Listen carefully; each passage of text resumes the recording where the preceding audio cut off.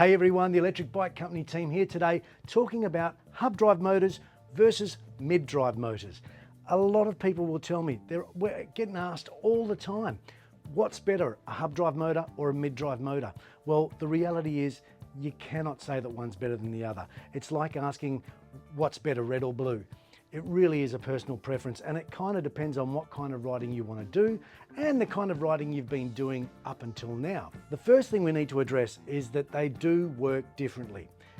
I'm not going to overcomplicate this, but a hub drive utilizes a cadence sensor, and a cadence sensor will measure any movement whatsoever in the pedals, and as soon as those pedals are moving, it'll send whatever power you've dialed up on your display to the motor, and on the motor comes and off you go. With a mid-drive motor, it is still governed by the overall power assistance level that you dial up on your display, but in addition to that, it has a torque sensor in the crank, and that measures how hard you're pushing down on the pedals, and it delivers power accordingly. In other words, if you push hard, the bike will go hard.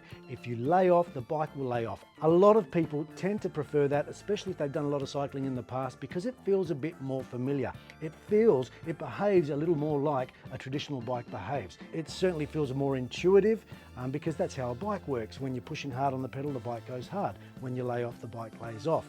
So yeah, if you've done a lot of cycling and you want it to feel a bit more like a bike, you may prefer the feeling of a torque sensor. It's not as abrupt. It tends to deliver power a little more smoothly than a hub drive. Other people want that get up and go that a hub drive delivers. A lot of people will say to me, Frank, the whole reason why I want an e-bike is so that I can get on there and not have to work too hard if I don't want to. In summary, what's better? Like I say, there really isn't. Regardless of whatever blogs and forums you've been watching or listening to or reading, there really is no way to say that one is better than the other. You need to ride both.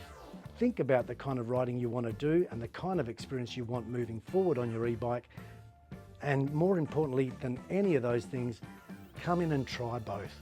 And it's only then that you're really going to know which option's best for you. I hope that's been helpful. The Electric Bike Company team here in Joondalup. Anytime you want to come in and try them, you're more than welcome. I'll see you soon.